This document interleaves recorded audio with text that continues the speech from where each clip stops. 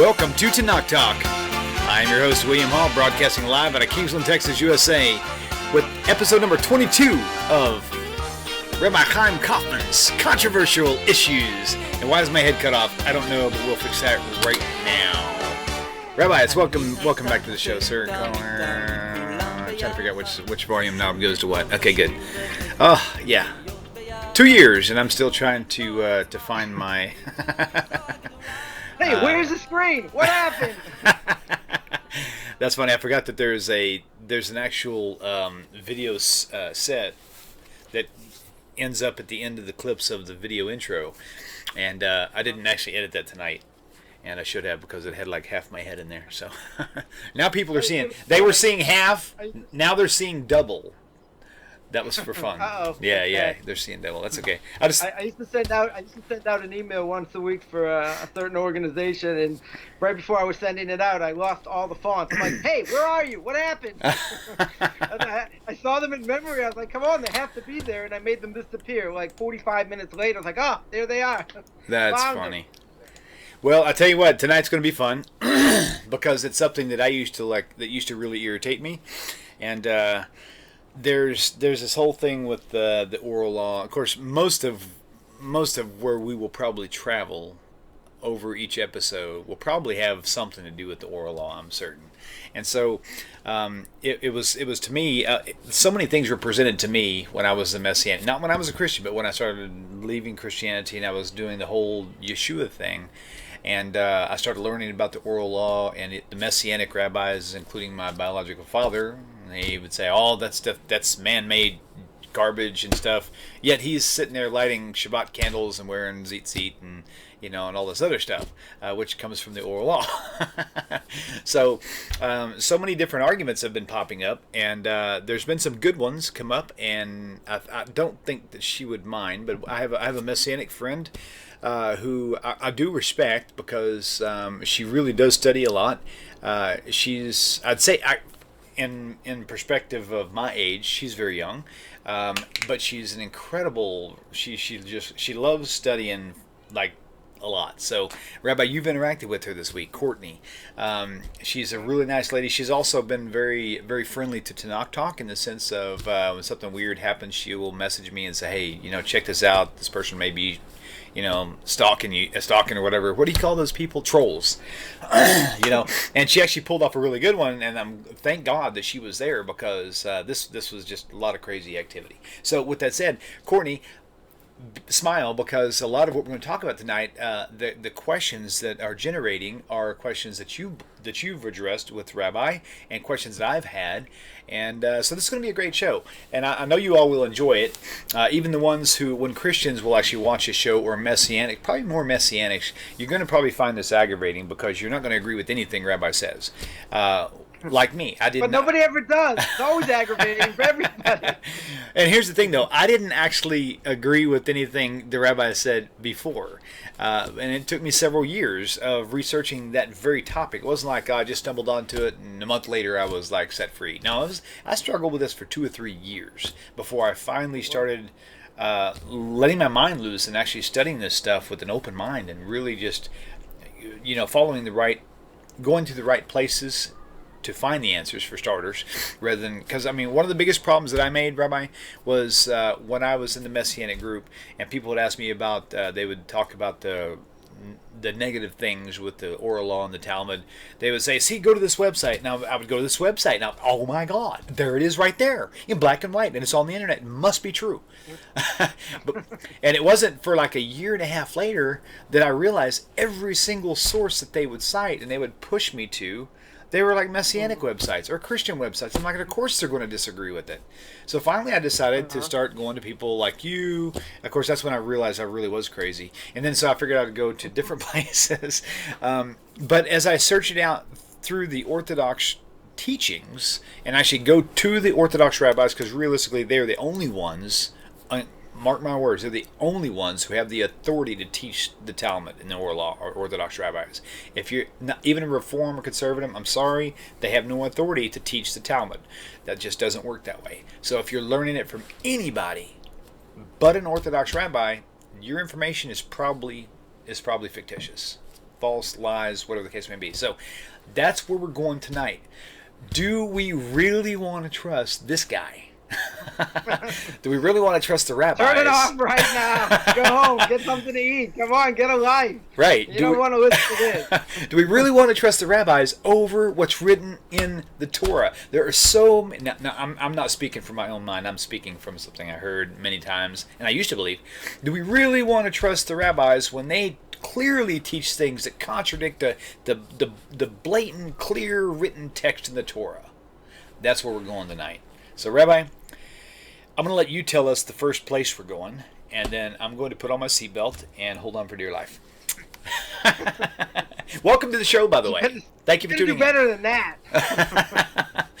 Oh, man. But it's going to be good, though, because this is stuff if you haven't heard it yet, I guarantee you absolutely will. The first time you mention oral law or oral traditions, you're going to get probably slammed or rejected, told you're a heretic, whatever the case may be, but you're going to want to listen to this. So, and this will be something you want to save in your bookmarks because you're going to want to come back to it frequently, more than likely. So, okay, Rabbi, take it away, sir. And I will, if we need to pull up some, which I hope we do, we'll be pulling up some Bible references tonight, as long as I can get my computer synced up with it.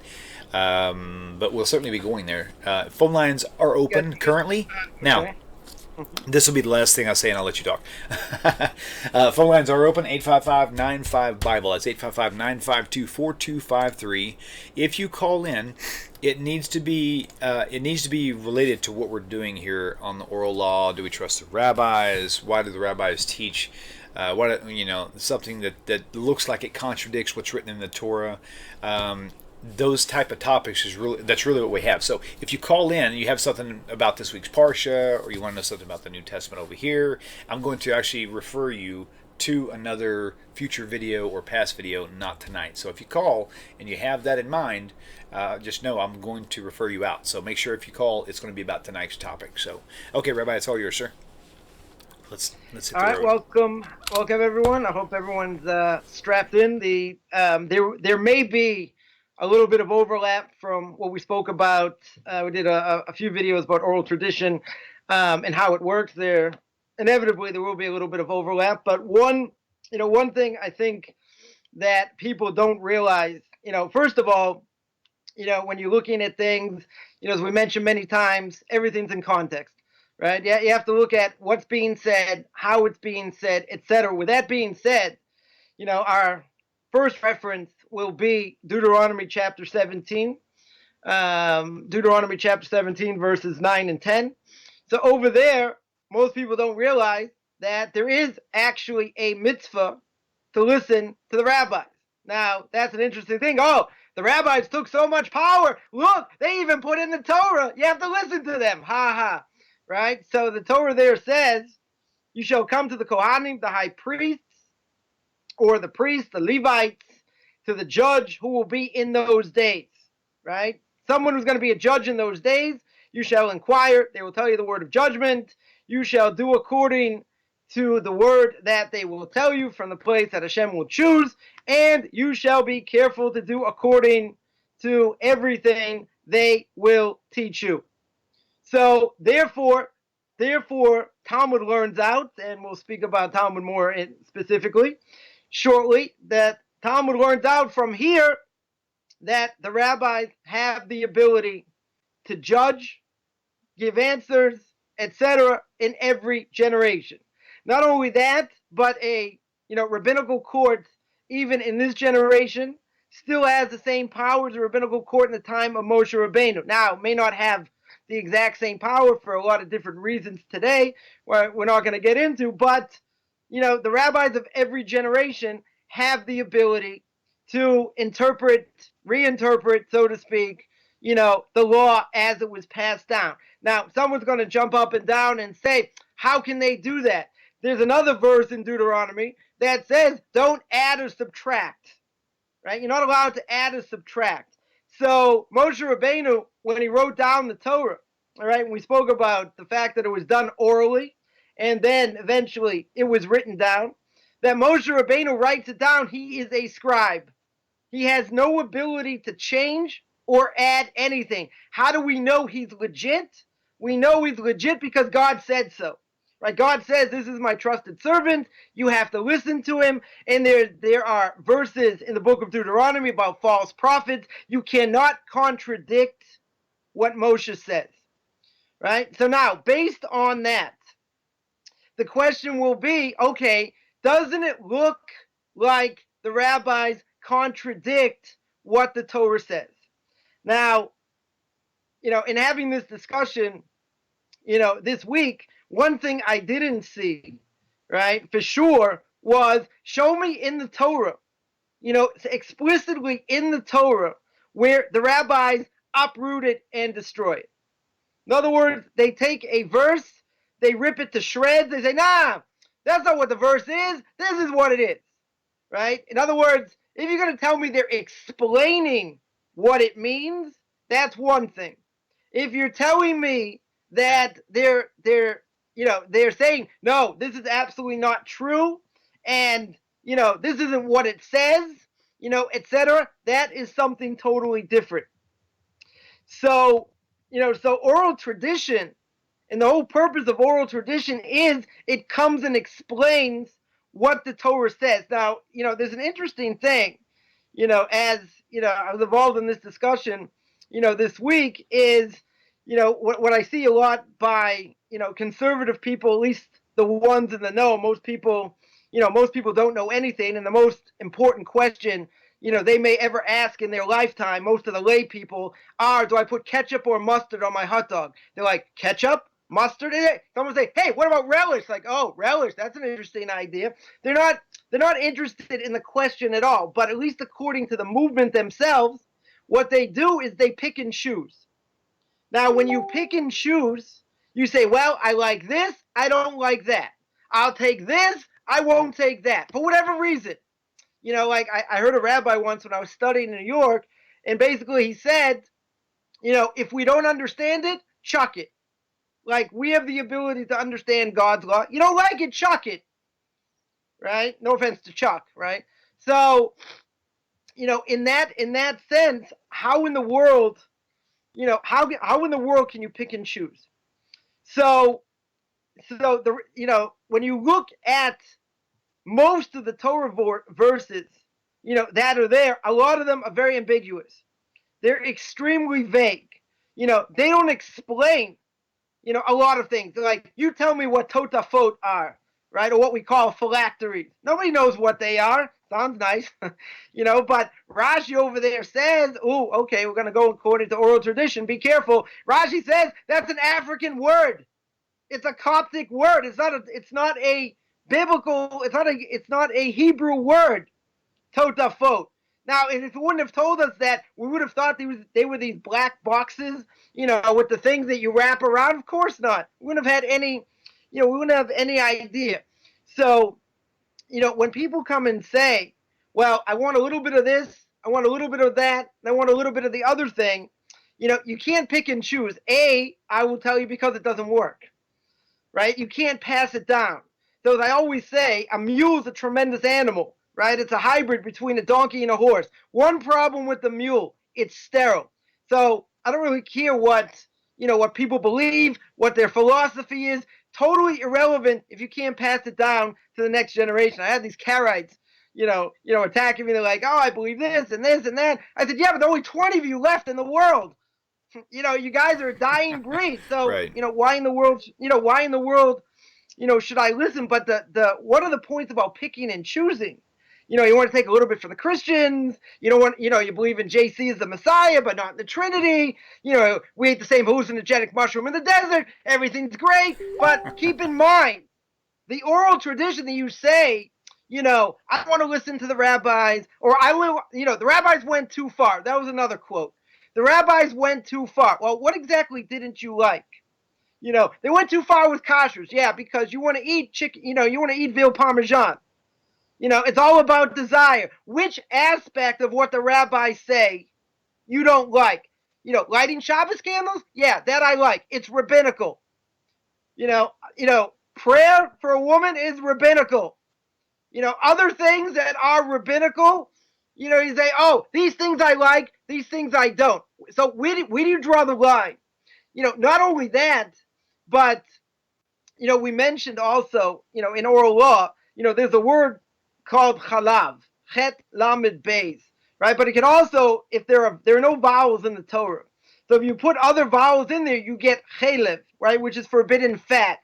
So when the Torah says don't cook a calf in its mother's milk, does it mean its mother's milk or its mother's fat? Well, that would just destroy half of the yeshivas and what they serve, with all fried food. That would make all fried food, forbidden. But keep in mind, the rabbis, yes, those crazy rabbis are the ones that put the vowels in.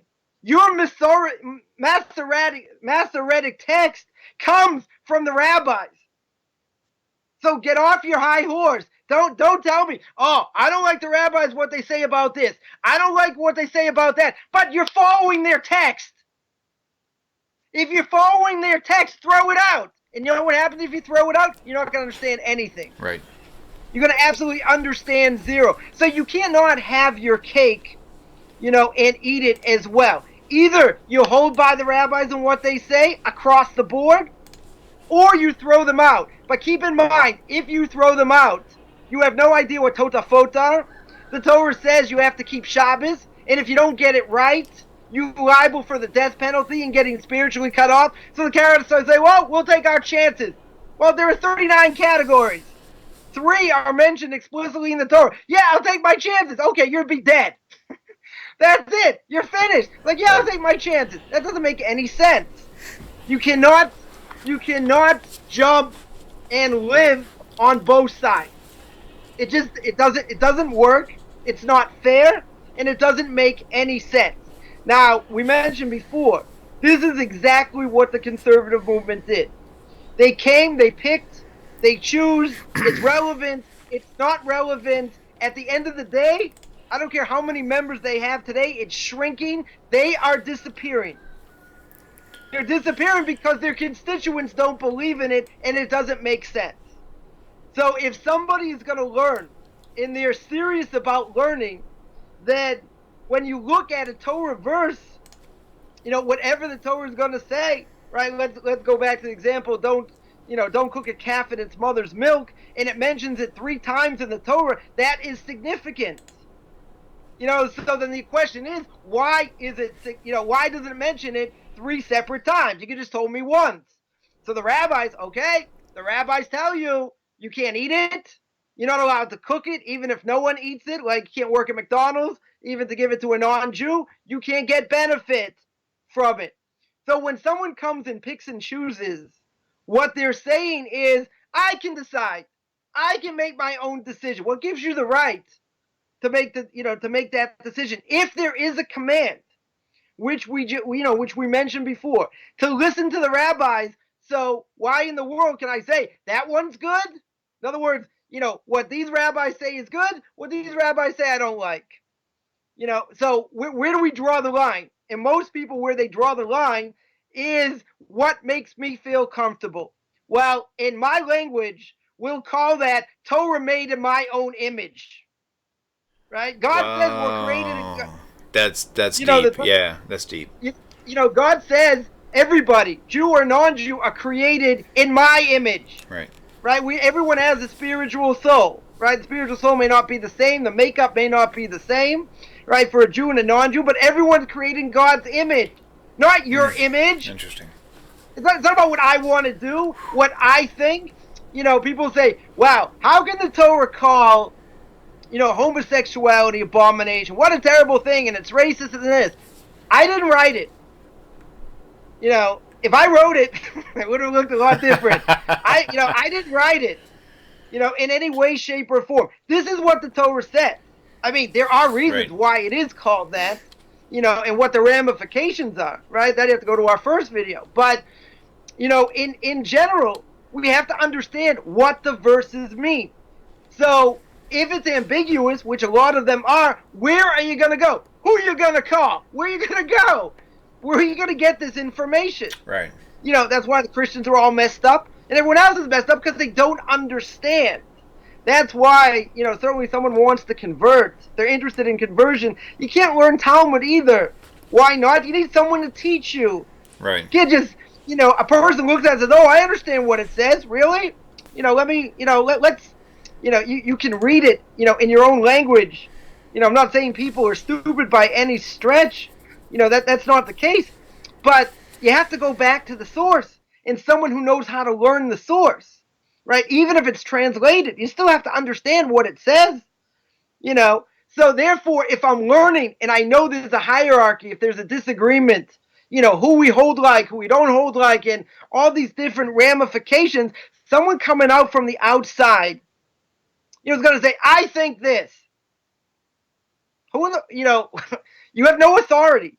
It has nothing to, it has nothing to do with, discrimination or anything else. It'd be like, someone was trying to tell me, many years ago, like, there's no problem with intermarriage.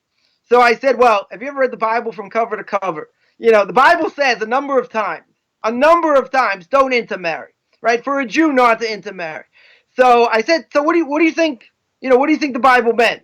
Did you think it meant only for that generation, only certain nations, only when they come into the land? Like, what do you think that the Torah meant?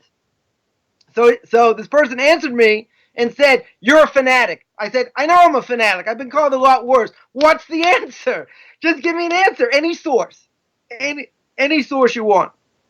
So the person said, "I don't have to answer you," and they went on and on and on. So I said, "Listen, if you're going to argue, right, so you have to know how to argue." So I said, "Listen, I'm doing you a favor.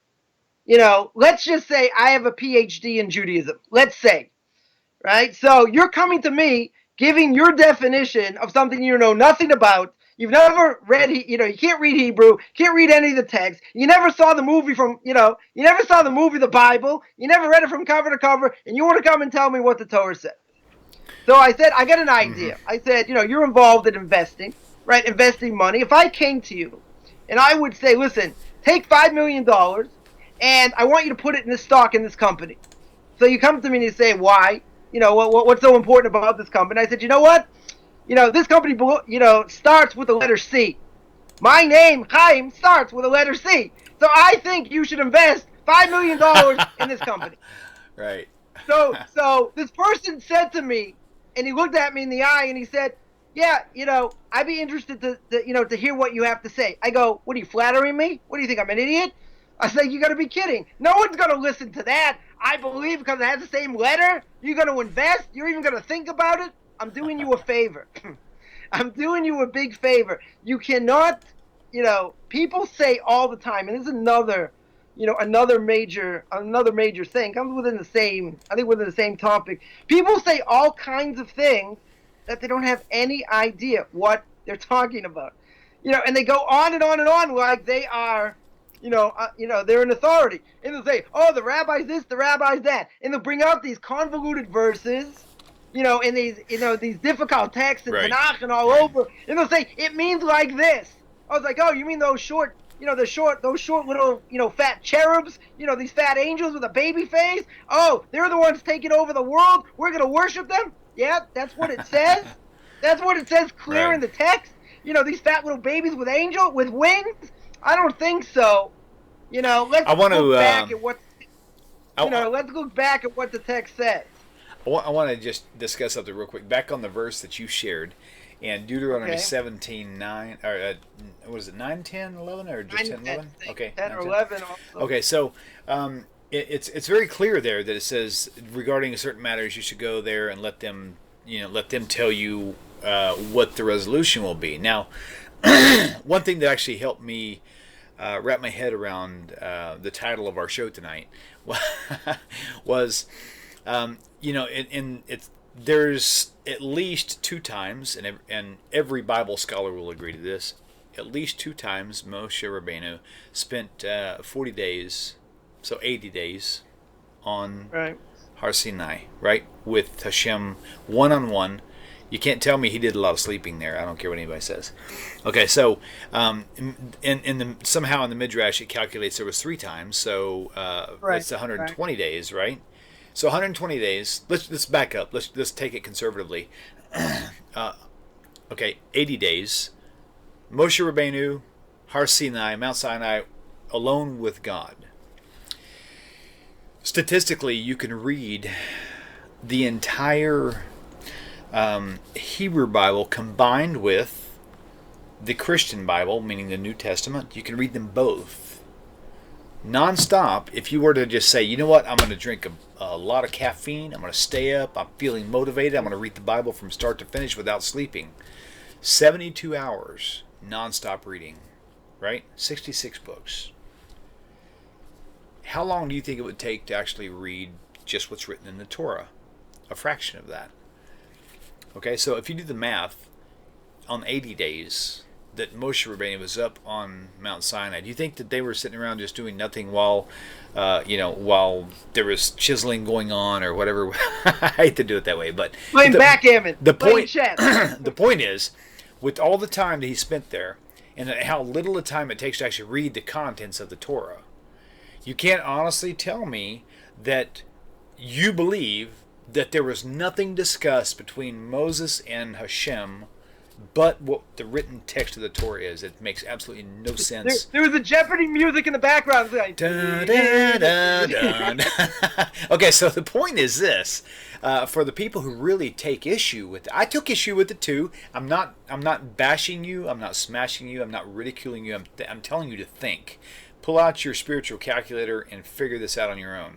He was 80 days nonstop. I can tell you in 2 hours with my children, it's like a lifetime of information. Imagine how Moshe Rabbeinu felt with Hashem, right? So to rule out the oral Torah, it's nonsense, especially using here. And again, is that my phone? Yeah, it is. Okay, so verse 9 and 10. Deuteronomy 17. I'm going to put it up just because we should put it up. Let's see. Let's try that right there. You get to see my green screen. Okay, good. Verse 9 and 10. And thou shalt come unto the priest and the Levites and unto the judge that shall be in those days, and inquire. Ask them. Why didn't it say right there, look in the Torah, there's your answer? It doesn't say that. It says, you ask the judge. Right? What information does he have that you don't have? Obviously a lot, because otherwise it would have said, look in the Torah for it. Right? Ask the judge, right? That shall be in those days, and inquire, and they, not just the judge, but the priest and the Levite also, they shall show you the sentence of judgment. Judgments for what? Is it a robbery? Is it a stabbing? Is it a pregnancy? Doesn't matter. The point is, there's proof right there that shows you that you have to go. I mean, the Torah commands to go to the priest, the Levite, and the judge in those days to find what? Information you don't have. That's the key thing you've got to wrap your head around. It took me a long time to do it and to humble myself, and it did take a long time. And I'm not saying I'm humble, but I'm working on it.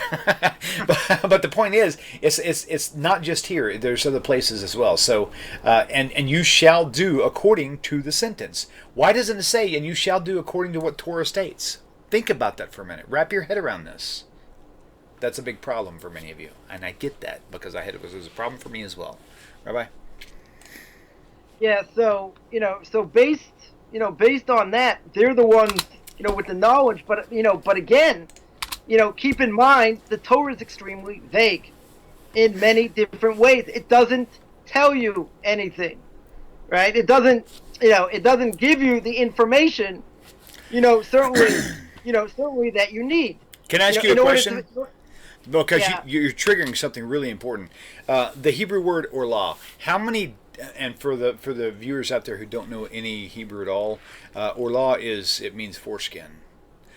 How many different parts of the body does orlah actually qualify to be? Like 3 or 4, right? It could be your earlobe. It could be the skin of your elbow, right? Right. Roughly. So. Yeah. So I guess my question, my uneducated layman question to the viewer out there is, if you only had the Hebrew, right, and that's really the only thing you should be trusting, what does orlah mean? If it says you shall circumcise the orlah, what are you going to cut off your earlobes?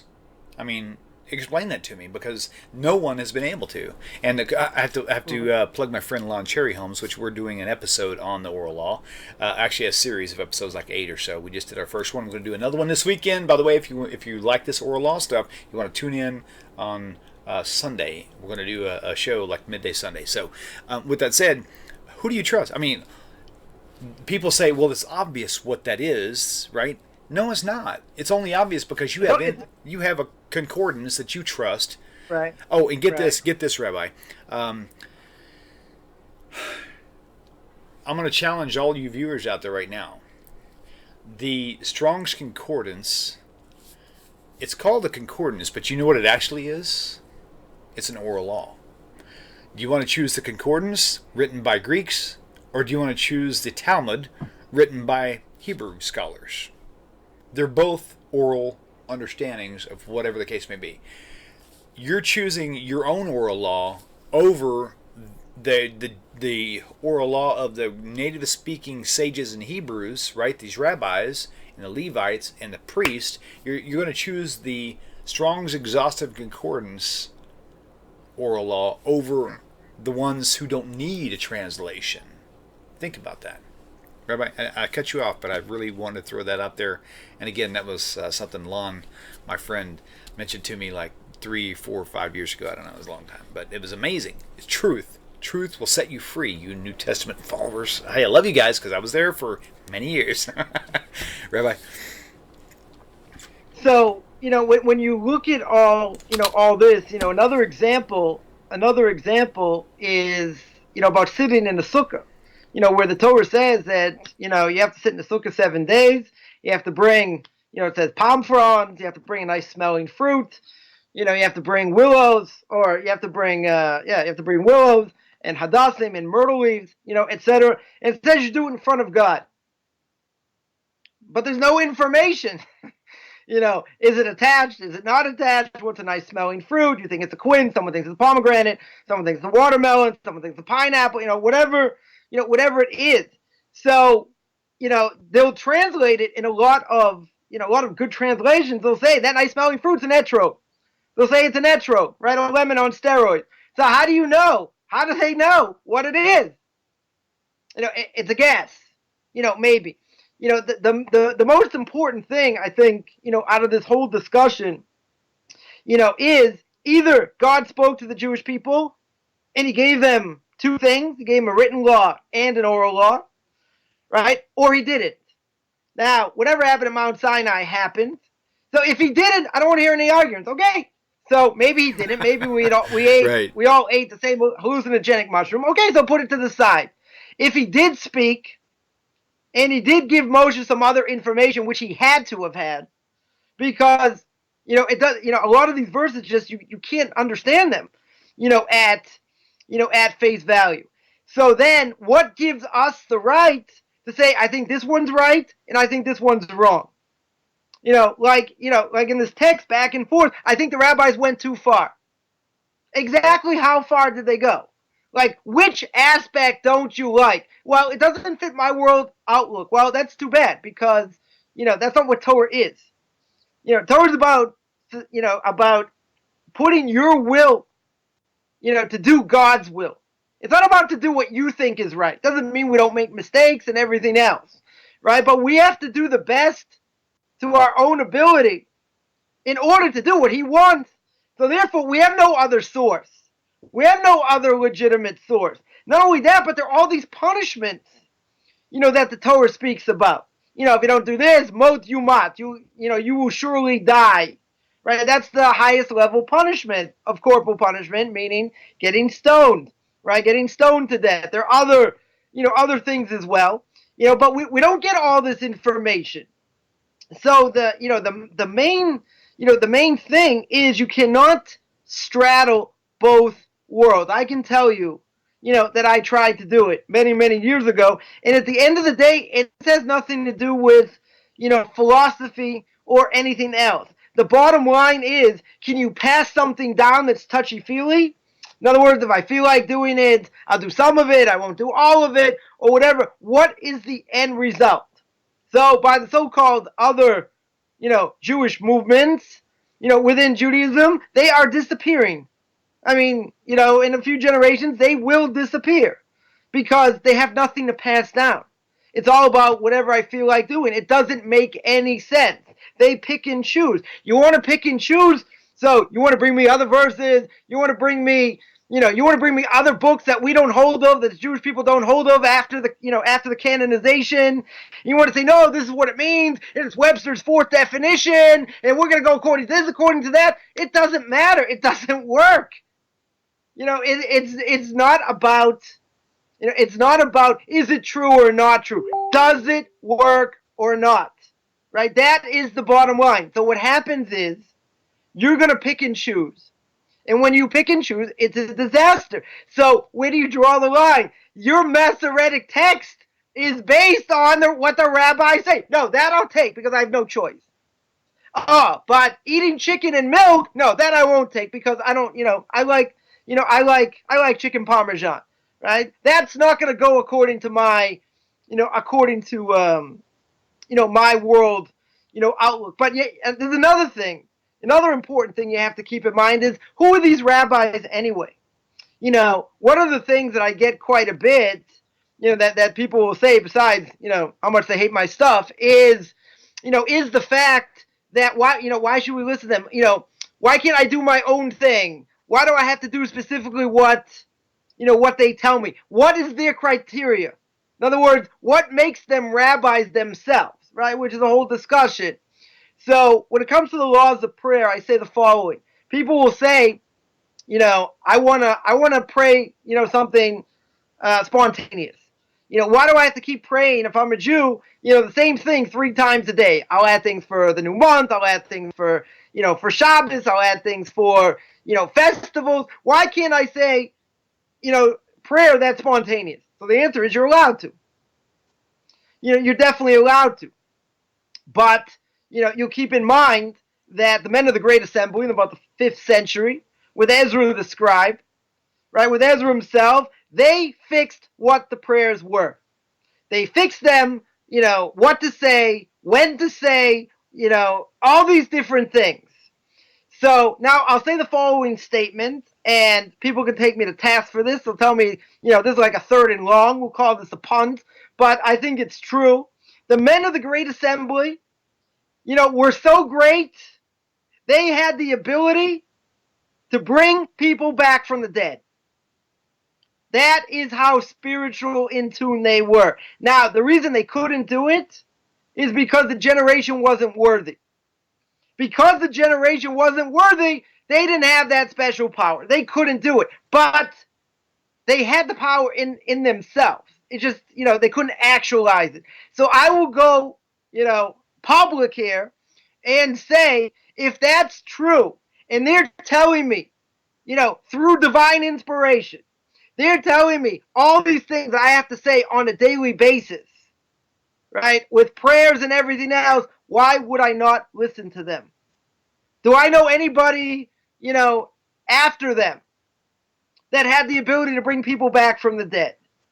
Do we have anybody who was able to, go up to heaven and speak to the heavenly court and come back to this world? I don't know anybody who's done that, since. You're talking about, the greatest people created in the history of man. But people will say they are still men. You're right, they're still men. But someone, who's a top tier physicist, right? Let's say he's #1 in the world. As the top physicist, are you going to start scrutinizing? Like, everybody agrees he's #1. Are you going to start scrutinizing and say, no, I think you made a mistake over here. Sorry, this theory doesn't really add up because, of all these different things. He's going to look at you and say, what are you, out of your mind? I have a PhD. I have 8 PhDs. I'm world famous. Everybody knows who I am. You have ADHD. No, I said you had... No, I didn't say ADHD. I said you have a PhD. You may have ADHD. I'm sorry, man. That was funny. Okay. Okay. Hey. So if you have a PhD, and he says, look at all this information I have at my fingertips. That was funny. You don't even know what NaCl is. You don't even know what AU is. You don't even know what the periodic table is. That's funny. And you're gonna sit here and argue, and again, people say my opinion and what I see is just as valid as theirs. So I will tell you, I don't think that's the case. Can you bring people back from the dead? I don't think so. That's funny. You got people who think they're authoritative. And I know of this conservative rabbi on Friday nights when he would give his sermon, he would quote Harav Gaon, Dennis the Menace, right? He would quote Dennis the Menace. This is somebody you want to get Torah from? Right. This is someone you can say oral tradition should come through him. No, I wanted to come through Dennis the Menace or the Far Side. They're a lot funnier. They are definitely a lot funnier, but you have to have authority. Yep. You cannot come out and say, I think this and I think that. Well, what's it based on? Is it based on 3,000 years of tradition that the Jewish people have that have been passed down generation to generation? Because if you go to any place in the world on the 15th of Nisan, right, there are going to be 3 matzahs, 4 cups of wine, a cup for Elijah the prophet, right? There's going to be maror, there's going to be bitter herbs, there's going to be charoset. You're going to have to eat, 35 pounds of matzah in about 25 seconds and whistle Dixie at the same time. Come to my Seder. You have a lot of fun trying to do that. You're like, you can't do it because it's like stuck to the roof of your mouth, right? So, if the rabbis say this is what we're doing and this is what makes sense, and you go to every synagogue in the world, to every family in the world, right, on that day, it's all the same. Okay, Sephardic people, their matzahs will look more like pita. They look more like bread. Okay, so they have, they may have, a few different customs here and there. Fine. But they're all doing the same thing because it's coming from the same source. It's not about, you know what? I'm going to have two cups of wine. I'm not interested in 4. I'm going to have 2 and 1 piece of matzah because it upsets my stomach. Okay, you can try that. But you won't fulfill your obligations. The conservative movement in the 70s, they had a symbolic extra matzah. In some old conservative Haggadot, where we read the Haggadah, on Passover. So they had this thing for, this extra matzah for Soviet Jewry. For the Jews that weren't able to get out, they wanted to protest. They wanted to show, we're going to protest with them. We're going to have this extra matzah. Well, you know what happened? That didn't even last 1 generation. And if you'd ask most conservative Jews today, they don't even know anything about it. I mean, they don't know, a lot of things about anything, but okay. But that for sure is something they try to implement. And it's not universal. You're adding. By addition, what you're doing is you are subtracting. That is the end result. So if someone would come to me and say, listen, I think we have, why do we have to listen to the rabbis? I think we should do this. We should do the other thing. Take things out, put things in. So let's say I would agree. Right. Does it work or doesn't it work? Right? You want to take this call? I absolutely do. So here we go. Okay. Okay, I am assuming that this is my friend Courtney. Courtney, how are you? You'd assume correct. Oh my gosh, you're such an awesome. Shalom. Shalom aleichem. It's good to talk to you again. So, okay, so what is the question for the rabbi tonight? And again, thank you for calling in, and thank you for watching the TORAH Talk channel for me and alerting me on some issues we had to address. You're an awesome chick. And just for all the viewers out there, Courtney is a good friend of mine, but we view things differently. Let me switch screens here. Differently theologically. She is messianic, but not mainstream. She's like kind of more like I was. Courtney, I don't know if you know this, but while I was messianic, I was actually rejected by a lot of messianics because of the way I thought. But I was still classified as messianic. And that's why I respect you so much, because you're kind of taking the path that I took, and you respect aspects of the oral law, which is my whole thing. I had my friend Lon, who teaches the new show that we started, who will be here Sunday. He said, William, you're kind of odd. And I'm like, it took you that long to figure that out? and so you should have spoken to me.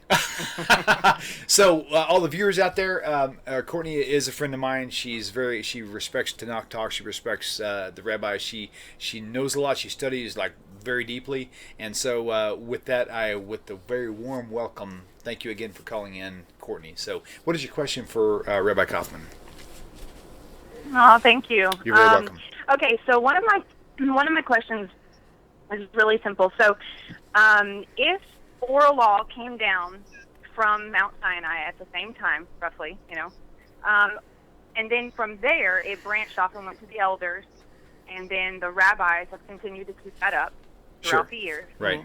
Why do we see such significant differences in commentary from the sages? So like Rashi versus Rambam, or, there's 3,000 different opinions and variations. So if it's all, we always talk about the circular telephone. So if you sit in a circle and you say one thing, and by the time it gets around, it's going to be a little different. So at what point do we say, did something change, or can we honestly say we've preserved it completely? Okay, That's my question. Don't hang up yet. You asked another question that I would like to kind of have you to ask again. I don't know if we'll have time to get to it, but if we do, this would be a great show for it.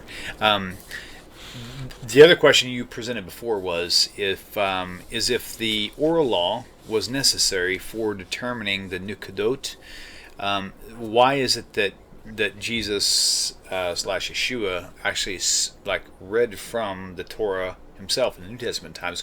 Why is it not fathomable that followers after Yeshua's time would have already known that just based on his teachings? And I paraphrase that kind of generally, but I think that's probably on point, right? What? Okay. Say that again. What about Yeshua? You remember how, I think on another post, maybe about 2 or 3 weeks ago, you had mentioned something about because Rabbi Singer made a point that without the nikudot, the vowels, right, that are actually in it, that are actually presented to us about 200, 300 years ago, they're new. So Rabbi Singer said that without those oral traditions handed down, we wouldn't even know how to pronounce the words. And so you had mentioned one point, well, if Jesus actually read from the scroll of Isaiah in one of the Gospels, how is it that he had them and he was able to do it properly, if they were proper, without having the oral tradition? I'm not sure the fullness of that, but that was kind of the direction it was leaning. Do you remember? Yes, I do remember. So basically it was, just to clarify my stance, I am not against oral law. Right. I'm not for it full on either, though. So my biggest question would just be, and if anybody were to ask me, where and when and who said I am to trust any man at all? Of course, I believe Yeshua is Mashiach. And with that being said, I tested his word, so what more would I test than others? And so that's what brought me to that question. Because I see vowel points being a place, obviously, when you read your Bible, you have to read it. You have vowel points in it. So the Masoretic text is what King James is written from, and many others. And so with that being said, not really. King James isn't really written from the Masoretic text. It's actually a translation from William Tyndale, who actually started first. But there's a lot of history that trails that. But even then, they really trusted that they would have had to, 1611. So if the Masoretic text actually existed, how long, Rabbi? Maybe 250, 300 years, right? I mean, no, I'm sorry, the Nikudot. Sorry, the Nikudot. No, that's before. It's well before. I was thinking it was 250, 300 years the Nikudot were created, right? Yeah, but they were only written down later. It was written down at a later time.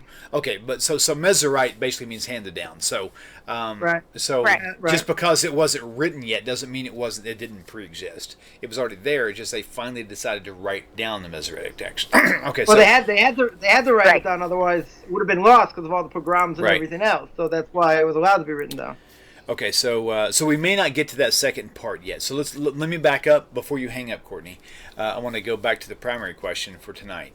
And so one thing that I had in my mind was that Rabbi, was it King Josiah? Was he the one who actually, where they broke open the wall and found the Torah scroll?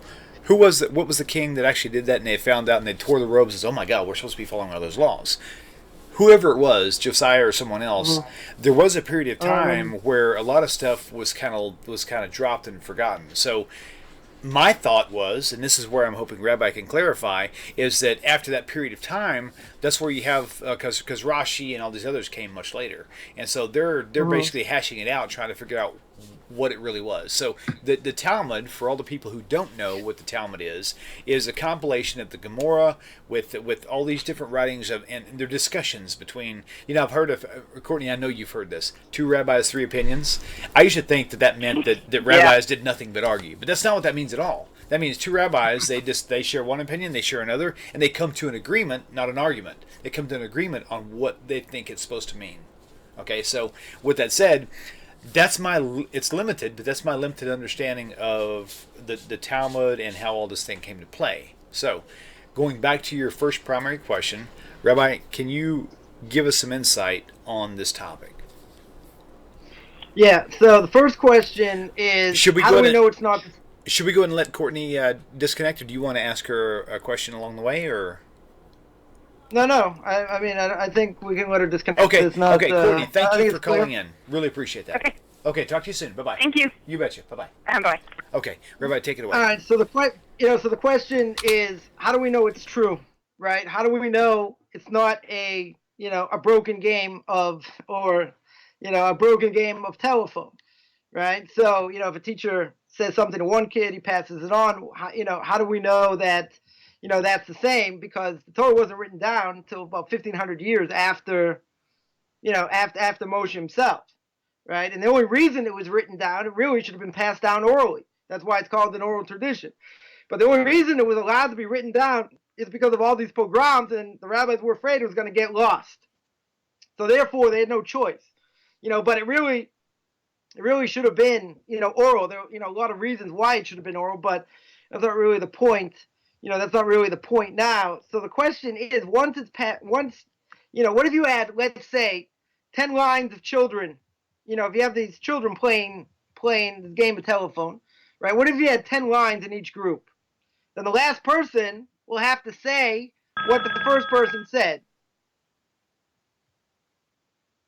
Yeah, so the question is that an increase of knowledge of the message, or not? In other words, how many lines of transmission were there actually, there? It wasn't just, one line. If it's just one line, the Torah would have got lost. One person cannot hold that amount of information. So there were thousands. There had to be thousands of chains, passed down. For example, one example is, women who learn how to take challah or light Shabbos candles. Where did they learn? Where did they learn how to do that? They learned it from their mothers, right? Their mothers taught them. Where did their mothers learn it from? Their mothers taught them, right? So there were things that a person got by osmosis. Even a child that's born, they come home, comes Shabbos, they have the sense of smell, right? They can smell challah. They can, someone puts sweet wine, or grape juice in their mouth. They're like, this is better than milk. This is great. So, it's a system that certainly can be reconstructed. There have to be certain rules also to be able to do it, but it's not a random issue, a random series of, numbers. Because, today, everyone's got, people's names in their cell phone. No one remembers telephone numbers anymore. So they just say, oh, mom, speed dial 1, but no one remembers the number. So let's say you say, oh, I think I remember the number and I forgot one of them. Well, what's going to happen? Can't use it. Right? So the Torah has to be, A, it has to be logical. B, there has to be exegesis in order to figure things out. There are different ways to interpret as is brought down. Right? Rashi goes according to simple explanation. There are other things, let's say, in one verse, it uses the word mishpat, right? The word for, a law that makes sense. In another verse, it says the same verse. You can connect the verses saying that they're the same, that they're talking about the same thing, right? Or maybe not. Does it work? It doesn't work, right? There's a whole question. So therefore you had hundreds and thousands of people, remembering things that, that they passed down orally.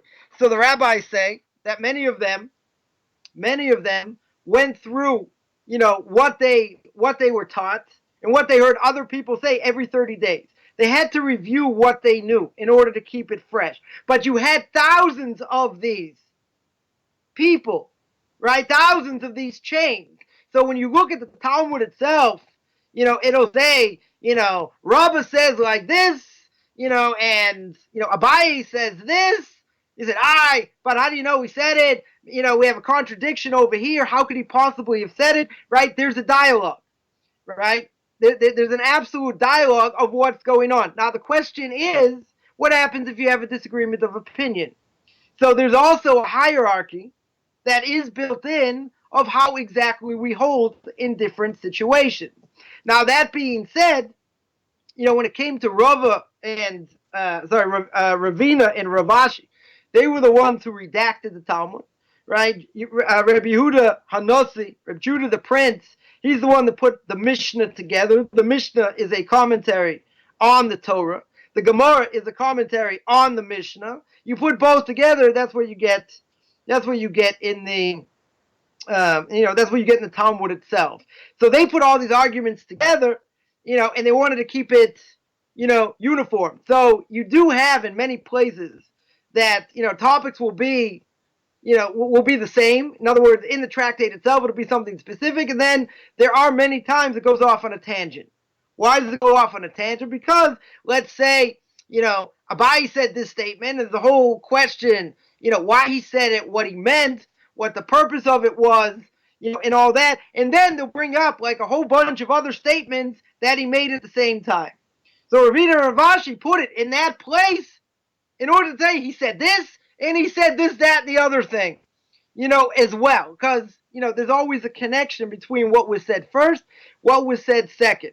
So the example I gave before was if you go anywhere in the world on the 15th of Nisan, and it's going to be Passover, and you're going to have matzah and maror and all that, they're all doing the same thing. Nobody's doing something different unless it's 200 years previous to now and people started changing things. But the oral tradition has always been the same. In other words, what we do is universal. There are differences, what Ashkenazim and Sephardic people do, but they are minimal. 99% they agree on everything. They do have different customs. That doesn't mean the chain's been broken. Right. That means they had they had their own chain that differs quite a bit. Now, I think that answers the first part of the question. The second part of the question is, so what do you do with Rashi and the Rambam and all these other, commentators? What's that all about?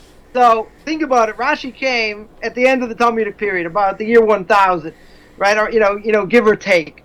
So Rashi explains. Without Rashi, you wouldn't understand what the Talmud says at all, right? He sets things up, in a way that it's almost impossible to understand how anybody could have understood the Talmud itself without Rashi giving his explanation on the side, right? It's just, we've lost that, for a long time. So what does he do? So he's got his own exegesis. His exegesis is simple explanation. There very rarely in the Talmud itself, Rashi will go off in a medrash, or something else, and he'll say, no, it's not simple explanation, this is this. Because he wanted to make it extremely concise so people could understand it. So on the other side of the page, you have Tosfos, and the Bali Tosfos from France. So they would say, okay, here's what the Talmud says, here's what the argument is. Do we have anywhere else, in Talmud itself that disagrees with this statement? So then they'll say, someone will say, I have a problem, I have a question. It says over here in another tractate like this and like that. So I say, okay, now how do we answer up? So again, there is a hierarchy. So if we said what we said before, that, the rabbis of every generation have the ability to interpret, you go to them, but at the end of the day, it had to be codified. Because, as we mentioned, there are a lot of opinions. You got Rashi's opinion, you got the Rambam's opinion, you got all, any number right. of opinions out there, but there had to be some level of codification.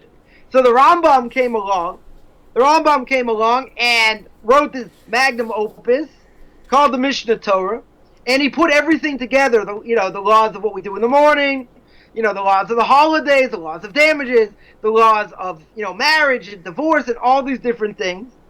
And then comes along the son of the Rosh, Rabbeinu Asher, about in the year 1200 or afterward. The son of the Rosh, called the Tur, wrote his magnum opus on Jewish law according to the base of the Rambam. Then comes the base Yosef, Rav Yosef Karo, Rav Yosef Karo then wrote his magnum opus called Shulchan Aruch, or what we literally call the set table. And then you have the later commentaries, comments, on that till what we do today. Right? But it wasn't solidified until you had these absolute giants that put things together, because otherwise, if you did, well, the Rambam says like this, Rashi says like this, the Tosfos say like this. Okay, so what do I do? Practically speaking, what do I do? Who do I hold like? So built in all this exegesis is a system of exactly how we hold and what we do. Rabbi, give me 1 second. Callers, when you call in, be prepared to wait. I've already dropped 3 calls back to back because I think maybe they think we didn't know they were there. When you call in, you just need to wait maybe 5, 10, 15 minutes. Just be prepared to actually be on hold. And once we conclude a topic, then we'll be able to introduce you into the show. So, didn't mean to cut you off, but I've already dropped 3 calls. Here comes another one right now. So I don't know how you want to. Okay, I can take it. Okay, let's take this call. Caller, welcome to the show. Please tell me your name. Where are you calling from?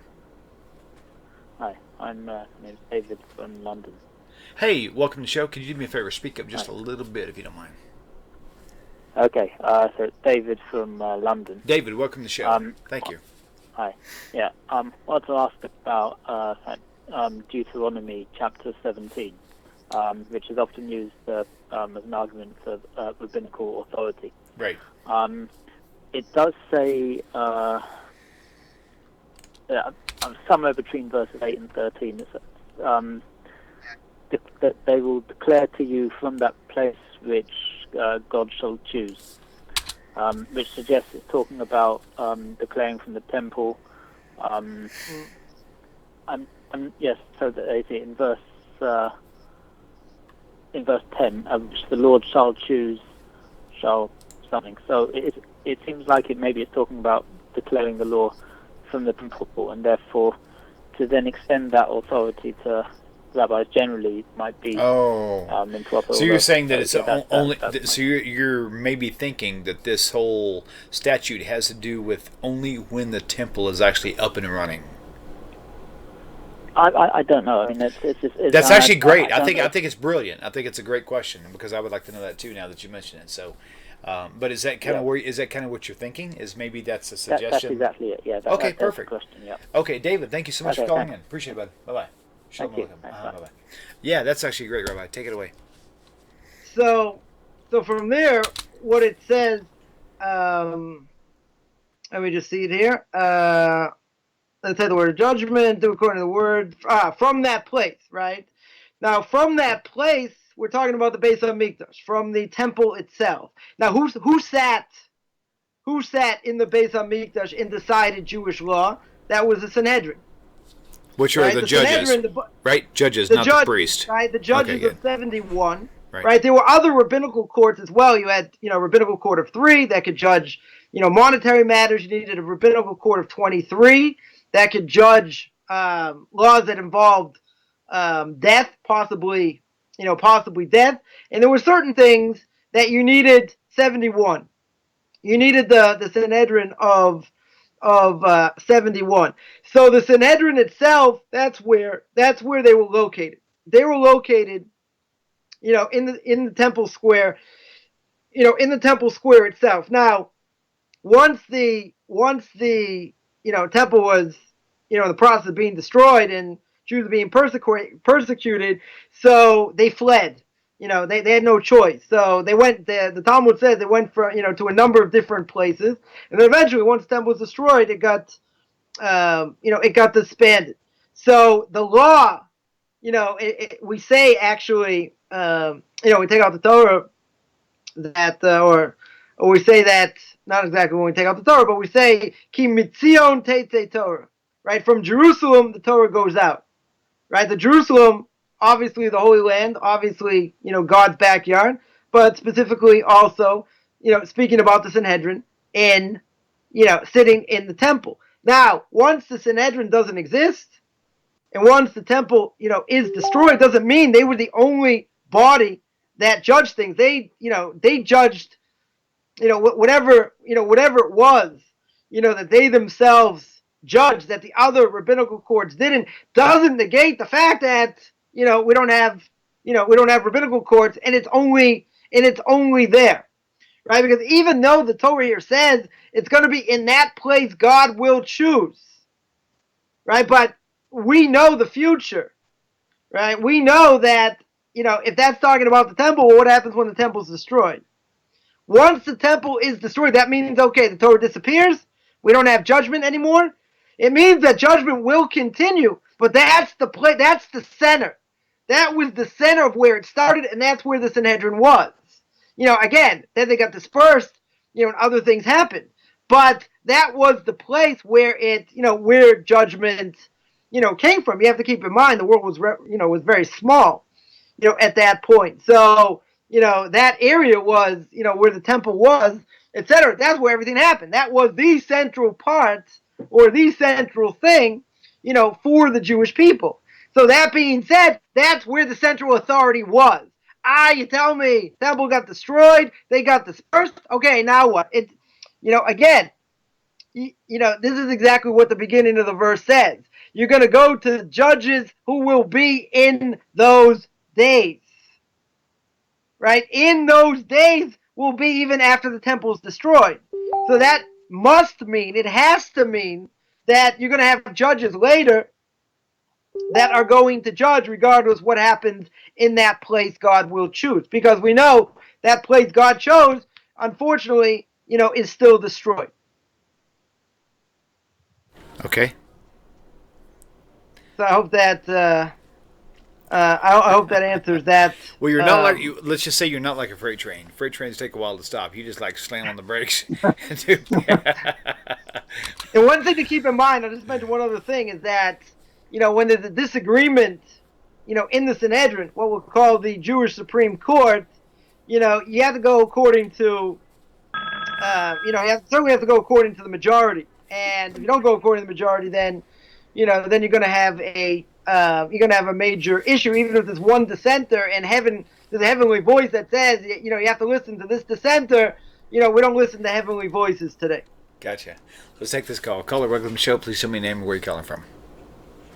Hey, William, it's Dennis out in Kent Store, Virginia. Dennis. Hey, very, very good. Welcome to technically Austin, Texas, Kingsland. What's the question for Rabbi? Okay. Hey, Rabbi. Hi. I have three questions that hopefully can be answered quickly. Okay, do me a favor. Prioritize them. Your most important question first, because it's 9:30 and we're kind of pushing our boundaries. So, put your most important one out first. Okay. Okay. What is outside the camp? Sorry. Who was outside the camp? I know some people went out of the camp for various reasons, and they stayed out there. So was there a group who were not part of the camp who went along with them? I mean, I heard talk of the Ger and give me a verse. Give me a verse precisely. I just don't have it in front of me. I write these questions down as I went along. That's okay. I'll find one for you. Hang on. Go and keep talking. And then the other one might be like, what is cut off? Great question. Sometimes it's death, and I've seen it cut off now, and it just drives me crazy. Okay, so that's really sad because Exodus 33:11 is one cut-off reference. Let me pull that up, and I'll read it for you. 33:11. Okay, so and the Lord spake to Moses face to face, as a man speaks to his friend, and turned to. Is that the right one? Why would that pull? That doesn't make any sense at all. Forget that. Exodus 33:11.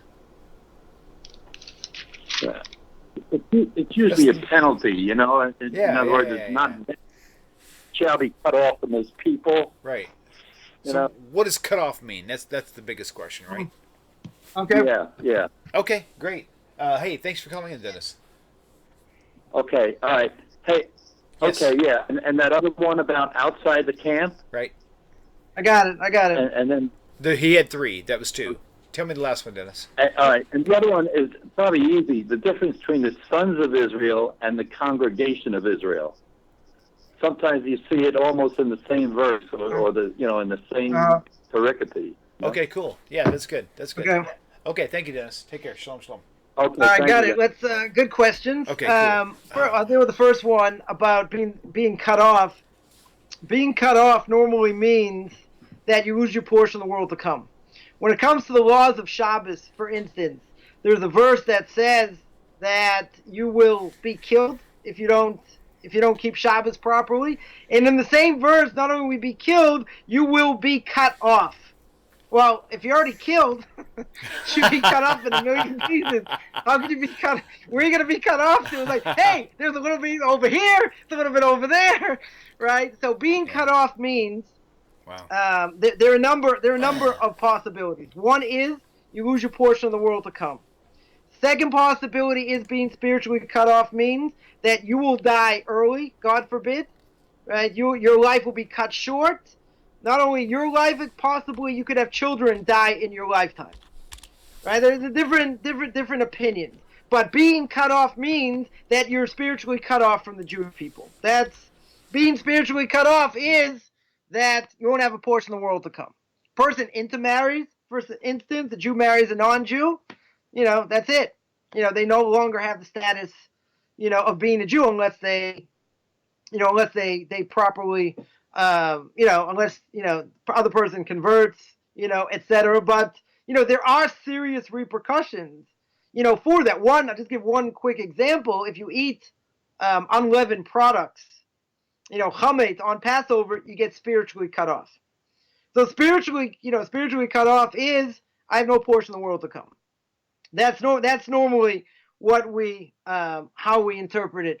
The other question, the second question about the camps, of being outside the camp. There were 3 camps. There was a camp of the Shekhinah, of God's presence, where Moshe went, where the the Holy of Holies was, etc. You had the camp of the Levites, and you had the camp of the Jewish people. Someone spoke, God forbid, lashon hara, badly against someone else.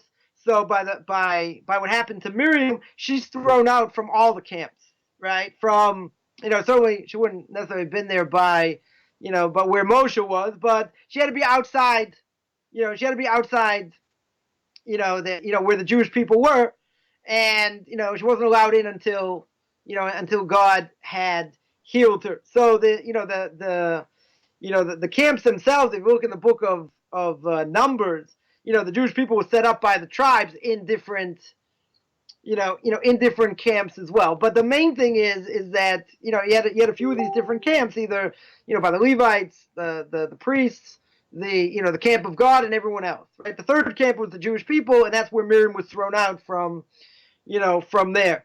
The third question was what's the difference between the children of Israel and the gathering, I guess, of the Jewish people? Normally, the congregation of Israel. Usually, when the Torah says the congregation of Israel, it means everybody. It means the entire Jewish people.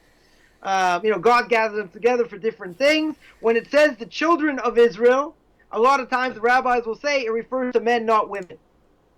In other words, when it says B'nai Yisrael, literally it means the sons of Israel. Right. So the rabbis will say the sons, not the daughters. Right? Sometimes it can mean,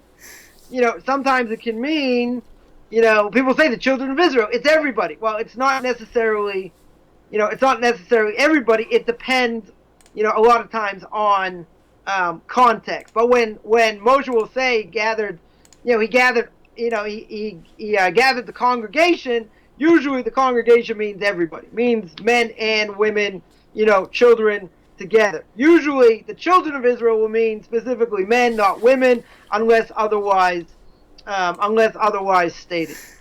Okay, very good. Okay, so I just have to say, it's like the longest show we've had in a while. I do not think that we're going to be able to change the title for at least 2 or 3 weeks. This has been really good. A lot of great questions, and realistically, this is a good place to stay for a while. So I think with your permission, Rabbi, we'll go ahead and close up tonight. But next week, we're going to call it part 2 then part 3, maybe part 4. I don't know, but this is never a good place to come. This is always the best place. You know why? Because this is like the number one biggest argument in the entire everything I've ever heard is why should we trust the rabbis over Torah? Most people don't realize it's not trusting the rabbis over Torah; it's trusting the rabbis to interpret Torah. That's what people don't get. But the point is, that I think that's going to be like one of the biggest hot topics like ever. So we're going to go ahead and close tonight off. And I want to thank you all for tuning in. And thank you, Rabbi. You can find Rabbi Coffman at orthodoxconversion.com. Even if you don't want to convert, you're just curious about it, you can go to that website, message Rabbi Coffman. If you want to convert, he's probably, in my personal opinion, probably the leading person you want to talk to regarding conversion. Because even if he chooses not to help you, if you choose not to let him help you, he can guide you in the best direction possible. So also, if you don't want to convert, you want to be a Noahide, I can help you with that also. Yeah, and the thing is, and something I had to. And you can still eat shrimp. Disclaimer. You don't have to convert. I had somebody tell me, they said, Rabbi, I was really thinking about converting, but I like shrimp too much. I'm like, okay, that's it. I was like, we don't need you anyway. Go enjoy the shrimp. Have fun. The thing about it is you don't have to convert. Jews aren't here. Right? Anti-missionary Jews, counter-missionaries like Rabbi Singer, even if you want to call him that, that's fine too. There's no one here to convert you to Judaism. They're only here to answer questions. If you choose to convert, that's your business. If you choose not to convert, that's your business. There's nothing there. We are here specifically to answer questions. TORAH Talk is here to answer questions. It's not to convert people. So, and controversial issues is here to tick people off. So you're at the right place. That is for sure. So anyway. So with that said, you guys, thank you for tuning in. Hey, if you want to support TORAH Talk, we got a lot of stuff going on right now. I'm in our house right now. We've been in the studio for like the past 2 years. Now I'm in my house. My wife's about ready to choke me. We're going to be putting a studio like outside of our house. It's going to be a work of art, but it's going to take a lot of work on my part. So if you want to help me with that and help us with the monthly bills, hey, there's PayPal. Get him out of the house, please help us. If you want to make a happy wife of William Hall, definitely do that. So there's a link on TORAHTalk.com where you can actually do a PayPal and I also have a Patreon account set up for those of you who are really like gluttons for punishment and want to do this monthly. Patreon.com/TORAH Talk. So with all that said, thank you all for tuning in. This has been a great show. I guarantee it, this will be another 2 weeks at least, maybe 3. So if you enjoyed tonight, share it with your friends. Revisit us next week, same time, same place, because it's guaranteed to be a hot topic. So, and controversial, no doubt. Rabbi, it's good to see you again.